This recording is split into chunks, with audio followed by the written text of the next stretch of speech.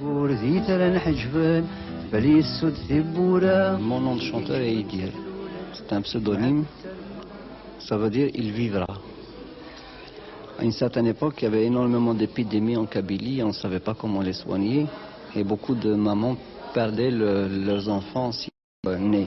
Alors pour conjurer un petit peu le sort, on les appelait comme ça, il vivra, de manière à pouvoir exorciser un petit peu cette malédiction. Et des fois, on y arrivait. Et donc, par la suite, le prénom est resté. Et maintenant, ça a pris une signification culturelle. On essaie maintenant de conjurer le sort par rapport à l'oubli d'une culture maternelle qui est vivace en nous et qui est un petit peu opprimée. Je dirais ce qu'il est urgent de défendre d'abord, c'est la vie.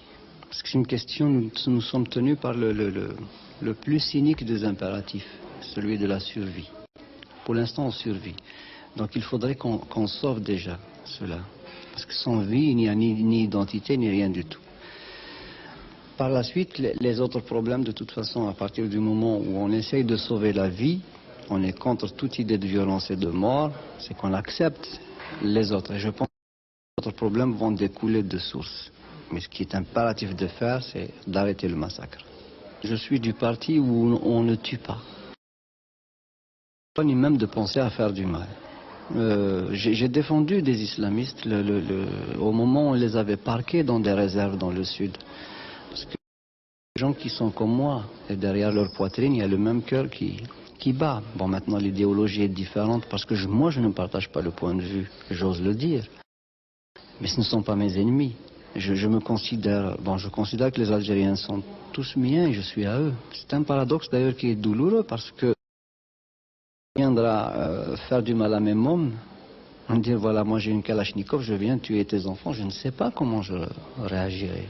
Pour l'instant, je suis, disons, assez de recul pour essayer de croire encore à cette chose insensée qu'est le pardon, la compréhension. Mais je suis en même temps, il y a deux sociétés inconciliables. Il y en a une qui mise toute son humanité sur des valeurs sacrées, et il y en a d'autres une autre qui mise l'humanité sur des valeurs républicaines, d'institutions, de justice sociale, de reconnaissance des sexes, des religions, etc. Et il est difficile pour moi d'y apporter une solution parce que je vis déjà dans la douleur. Mais il n'est pas question de faire des concessions. Ce qui est mauvais est mauvais. Et quand quelqu'un tire sur un autre, je dis non.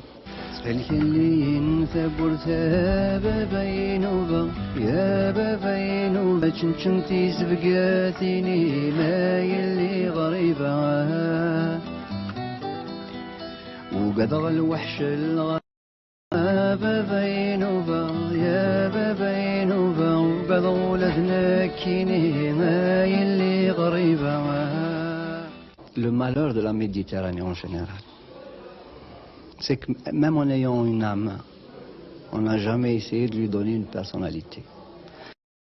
Lorsqu'on a été indépendant, on a cru utile de nous rattacher à une espèce de monde arabe mythique, qui n'existe pas en fait. Parce que, ni politiquement, parce qu'on ne peut pas allier un royaume avec un libéralisme à la tunisienne, une dictature à la libyenne, et une monarchie à la saoudienne, un peu rétrograde, il faut le dire. Culturellement, le Kabyle que je suis apporte une contradiction à ce monde arabe. Et l'islam n'est pas l'exclusivité des Arabes.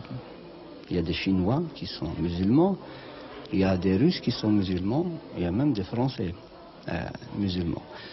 Donc, est-ce qu'il y a quelque chose autour duquel définir ce monde arabe? Moi, je ne l'ai pas encore trouvé. Par contre, la mentalité méditerranéenne existe, moi je l'ai rencontrée. J'ai vu mon père qui est paysan. Avant-hier, j'ai rencontré en haut de la montagne, là-bas, un paysan corse. Je t'assure qu'il réagisse exactement de la même manière. Lui qui est chrétien et mon père qui est musulman, qui sont de côté des deux rives de la Méditerranée, qui réagissent de la même manière au climat, à la topographie, qui ont le même code social, parce qu'on a discuté un petit peu. Là, oui, je dis, il y a une âme. Le tout, c'est de lui donner une forme. Sinon, si on ne se donne pas des formes comme ça, humaines, qui tendent à rapprocher les gens les uns des autres, nous donnons libre cours à tous les extrémismes.